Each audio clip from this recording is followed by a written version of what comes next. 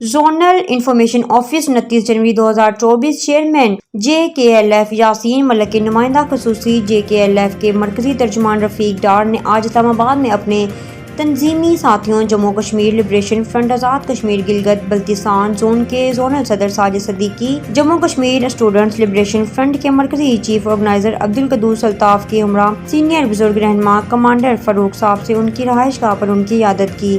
JKLF کے senior رہنما نے سینئر بزرگ رہنما کمانڈر فاروق صاحب کی جلد مکمل صحت یابی کی دعا اور ان کے لیے نیک خواہشات کا اظہار کیا۔ JKLF کے سینئر رہنماؤں کے مطابق سینئر رہنما کمانڈر فاروق صاحب الحمدللہ بہت بہتر ہیں۔ اس موقع پر طریقہ سازی جموں کشمیر کی موجودہ صورتحال، چیئرمین JKLF یاسین پر قائم جھوٹے فرضی سیاسی انتقامی مقدمات اور ان کی رہائی کے حوالے سے حکمت عملی پر بھی مختصر بات چیت ہوئی۔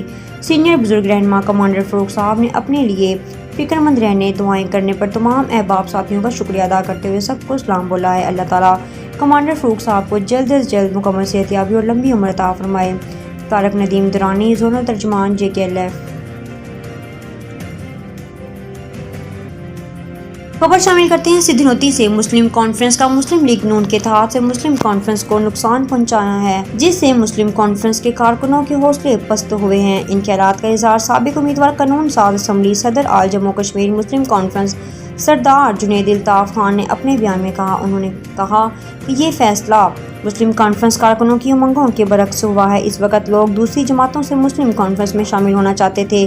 مسلم کانفرنس کے اس فیصلے سے مشکلتیں پیدا ہو گئی ہیں۔ اتحاد سے مسلم کانفرنس کی انفرادی حیثیت متاثر ہوئی ہے۔ انہوں نے کہا ہے کہ مسئلہ کشمیر اس وقت نازک دور سے گزر رہا ہے۔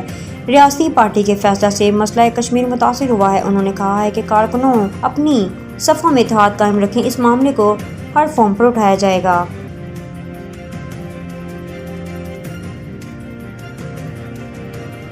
راجہ توصیف آصف ایڈوکیٹ ممبر ضلع کونسل باغ گزشتہ بلدیاتی انتخابات میں تحصیل دیر کوٹ کی یونین کونسل ملوٹ میں مسلم لیگ نون، جماعت اسلامی، سردار ساجد عباسی اور مسلم کانفرنس کا اتحاد تھا، اور اس وقت وہ اتحاد سب سے بخوشی نہ صرف قبول کیا بلکہ ایک دوسرے کے ساتھ خفیہ طور پر آئندہ آنے والے جنرل الیکشن کے لیے بھی عہد و وعدے بھی کیے۔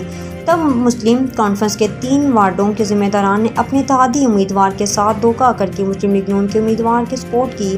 تب یہ اتحاد سب ذمہ داران نے خوش اسلوبی سے نہ صرف قبول کیا بلکہ بہت جھوٹے اور ذاتی مفادات کے لیے اپنی نظریات اور کردار کا سودا کیا تھا۔ اذان بعد محترمہ مریم نواز صاحبہ اور دیگر قیادت غازی آباد گئے، تب بھی کسی کو اعتراض نہ تھا، کیونکہ وسطی میں مسلم کانفرنس اور نون لیگ کا اتحاد ہو گیا اور مسلم لیگ امیدوار اسمبلی مشتاق منہاج صاحب کی سپورٹ کی وجہ سے خاموشی اختیار کی گئی۔ لیکن اب جب مسلم کانفرنس اور مسلم لیگ نون کی قیادت کی تصویر سوشل میڈیا پر وائرل ہو گئی تو مسلم لیگ کے ذمہ داران عوام کو دکھانے کے لیے اپنا ڈھنڈورا پیٹنا شروع کر دیا ہے۔ یہ غلط ہو گیا۔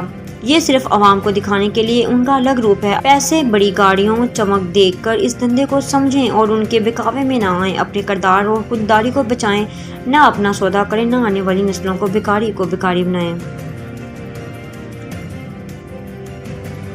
الحمدللہ رائے لینڈ مارکیٹنگ گروپ اور ٹاؤن 21 کو کامیابی کی طرف ایک اور اہم قدم۔ پاکستان پیپلز پارٹی کے رہنما سابق وزیر حکومت آزاد کشمیر جناب سردار عابد حسین عابد اور جناب راجہ وقار نذیر خان، جناب راجہ یونس خان انقلابی اور رائے لینڈ مارکیٹنگ گروپ اور ٹاؤن 21 میں شامل ہو گئے۔ اس موقع پر راکم سمیت وائس چیئرمین ڈسٹرکٹ باغ جناب راجہ فہیم فاروق خان اور رائے لینڈ مارکیٹنگ گروپ کے CEO جناب راجہ سرفراز عباس، سردار حارث خان دیگر بھی موجود تھے۔ جناب سردار عابد حسین عابد اور جناب راجہ وقار نذیر خان کو اور رائے لینڈ مارکیٹنگ گروپ سے ٹاؤن 21 کی فائلز لے کر باقاعدہ کاروبار کا حصہ بننے پر دلی مبارکباد۔ مولا کامیابوں سے نوازے، آمین ثم آمین۔